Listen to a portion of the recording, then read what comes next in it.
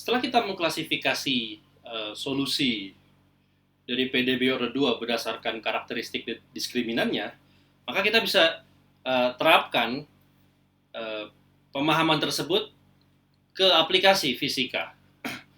Contoh aplikasi fisika yang mengandung teknik tersebut untuk penyelesaian adalah, saya kembali ke kasus pegas. Seperti yang sudah saya bahas kemarin, saya punya massa M terikat pada suatu pegas K. Pegasnya diasumsikan tidak bermassa, hanya punya konstanta pegas.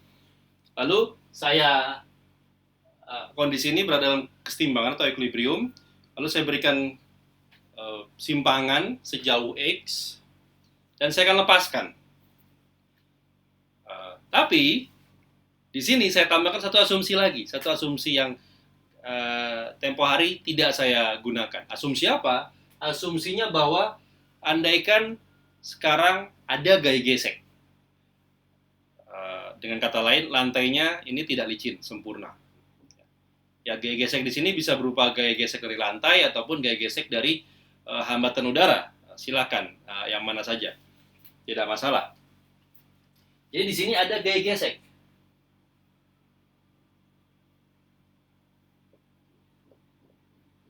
Dari lantainya tidak nol. Nah, sekarang berarti kembali ke hukum Newton. Total resultan gaya-gaya yang bekerja itu akan sama dengan notasi yang saya gunakan kemarin adalah M dikali X double dot. X double dot. Yang berbeda di mana sekarang dengan ada gaya gesek? Yang berbeda adalah di ruas kiri. Kalau kemarin di ruas kiri hanya ada gaya pemulih, restoring force, besarnya adalah minus Kx, ya kan? Tapi sekarang ada gaya gesek, maka saya harus tambahkan di sini. Nah, gaya geseknya itu, sifat gaya gesek itu seperti apa sih? Karakteristik gaya gesek. Kalau Anda lihat di sini, gaya pemulih ini ada tandanya negatif. Kenapa tandanya negatif? Karena arah gaya pemulih itu selalu cenderung untuk melawan arah simpangan yang saya berikan, atau arah dari simpangan si sistem tersebut. Jadi ketika saya beri simpangan ke sini, ada gaya pemulih yang akan menarik dia ke sana. Ketika sistem saya lepaskan dan dia bergerak akibat gaya pemulih tersebut, setelah dia melewati titik kesetimbangan, gaya pemulih tersebut akan membuat pegasnya terkompres, tertekan. Berarti ada simpangan lagi. Nah, maka akan ada gaya pemulih lagi yang arahnya kebalikannya, ke kanan, dan seterusnya. Itulah kenapa tandanya minus. Bagaimana dengan gaya gesek? Gaya gesek, kita tahu, itu selalu juga cenderung untuk melawan dari arah gaya yang kita berikan. Jadi, ya, kalau misalnya ada satu benda diam di atas tanah, maka gaya geseknya nol.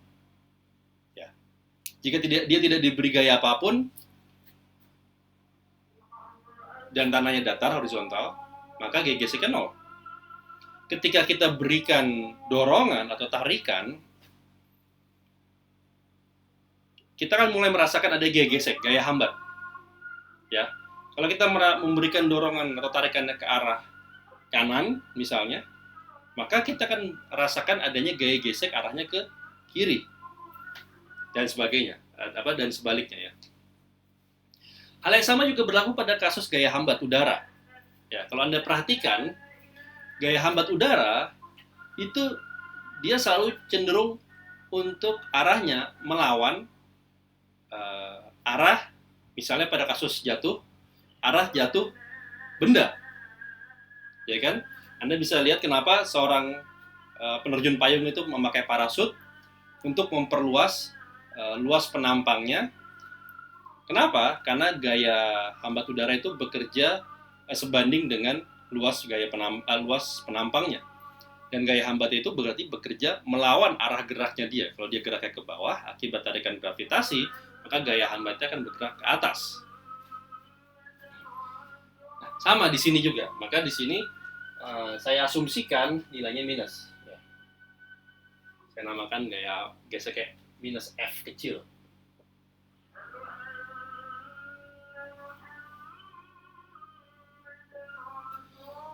Nah, sekarang tinggal bagaimana bentuk spesifik dari gaya gesek. Bagaimana bentuk spesifik dari gaya gesek? Kita tahu gaya gesek ini sebenarnya bukan suatu gaya yang sesederhana kita bisa bayangkan. Dalam arti gini, gaya gesek itu bukan gaya yang fundamental, tidak seperti gaya gravitasi atau gaya Coulomb.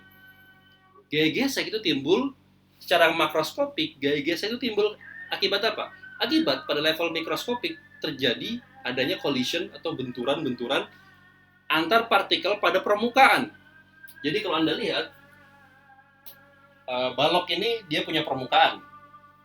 Secara mikroskopik permukaan ini tersusun atas molekul-molekul dari partikel balok ini, ya kan? Dan tanah juga punya permukaan. Secara mikroskopik tersusun atas partikel-partikel penyusun tanah. Ketika terjadi gesekan, yang terjadi sebenarnya secara mikroskopik adalah partikel-partikel pada permukaan bawah dari balok itu bertumbukan atau bertabrakan dengan partikel-partikel dari permukaan tanah. Ya, kita bisa membayangkan ada jutaan partikel yang saling bertumbukan, dan tumbukan-tumbukan itulah, interaksi-interaksi itulah yang secara makroskopik, secara efektif menghasilkan suatu fenomena yang kita namakan sebagai gaya gesek atau gaya hambat. Jadi gaya gesek ini sebenarnya sesuatu yang complicated ya. Anda tidak bisa merumuskan atau belum bisa merumuskan secara fundamental bentuk gaya gesek seperti apa. Ya. Jadi yang bisa dilakukan oleh para fisikawan adalah memodelkan berdasarkan data-data empirik bahwa gaya gesek ini sebenarnya dia sebanding terhadap apa. Ya. Salah satu model yang umum digunakan, ya, baik itu di aerodinamika maupun di hidrodinamika, ini salah satu model saja ya. Anda bisa mengambil model yang lain, tidak masalah. Tapi ini model yang paling sederhana, bahwa gaya geseknya itu sebanding dengan kecepatan. Artinya apa? Semakin cepat bendanya bergerak, maka gaya geseknya juga semakin bertambah. Anda bisa melihat ini seperti pada kasus gerak jatuh dengan hambatan udara, seperti itu pada kasus tadi terjun payung. Sebelum si penerjun turun lompat dari pesawat, ya, dia tidak punya gaya gesek. Atau sesaat setelah dia lompat dari pesawat, dia tidak punya gaya gesek. Ya. Tapi akibat tarikan gravitasi, kecepatan jatuhnya makin lama makin besar, ya kan? Makin lama makin besar. Nah, seiring dengan makin besar kecepatan jatuhnya, maka di situ dia mengambil gaya gesek. Gaya gesek kan makin lama makin besar. Ya, jadi gaya gesek yang timbul akibat bagi si penerjun itu sebanding dengan kecepatan jatuhnya dia. Oke? Nah, jadi saya bisa memodelkan gaya gesek di sini sebanding dengan kecepatan. Saya tuliskan seperti ini untuk memudahkan. Saya tuliskan adalah B dikalikan, kalau di model-model buku itu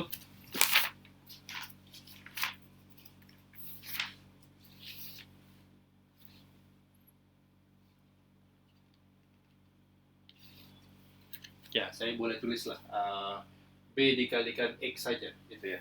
Sorry, bukan X, V atau X dot. Ya. Jadi ini B dikalikan X dot. Ya. Beda dengan gaya pemuli. Gaya pemuli adalah K dikalikan X saja.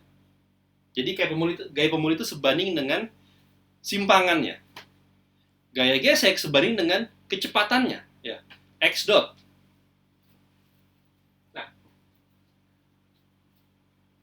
Setelah kita modelkan, kita dapat bentuk matematikanya seperti ini. Atau dengan kata lain, ketika saya masukkan ke dalam F-nya, B-nya, saya dapatkan X double dot plus BX dot plus KX sama dengan 0. Kalau saya bagi kedua ruas dengan M, maka saya dapatkan, saya ambil notasinya apa ya?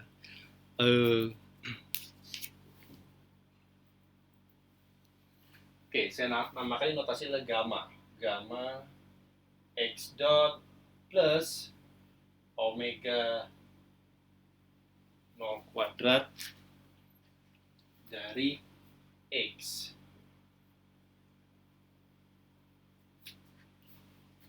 Gamma di sini adalah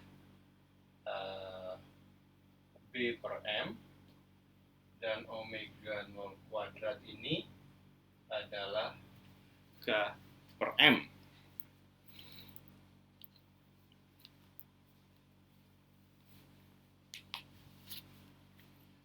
Mungkin untuk memudahkan, saya akan mendefinisikan ini, tulisnya sebagai 2 gamma.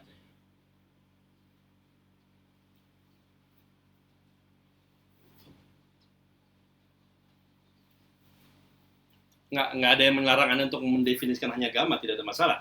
2 gamma itu berarti adalah B per M definisinya. Oke? Nah, saya dapat bentuk ini dengan definisi-definisi tersebut. Ini adalah bentuk PDB order 2, homogen. Kita sudah pelajari tadi karakteristik solusinya seperti apa. Ya kan? Berdasarkan koefisien 2 gamma dan berdasarkan koefisien omega 0. Ngomong-ngomong, ini saya namakan omega 0 kuadrat, sama seperti sebelumnya, cuma ada notasi 0 di sini, ada indeks 0 untuk membedakan dengan kasus sebelumnya. Nah, saya ingin mengatakan bahwa tugas krusial bagi seorang fisikawan itu adalah, kalau Anda menemukan suatu fenomena, bagaimana Anda menafsirkan, bagaimana Anda membahasakan fenomena tersebut dalam bahasa matematik, sehingga kita dapat persamaan tersebut, dapat model matematika tersebut. Sekali Anda mendapatkan model matematikanya, sisanya adalah mathematics, it's just mathematics, tinggal teknik matematikanya. Ya, itu yang kita pelajari di FISMAT.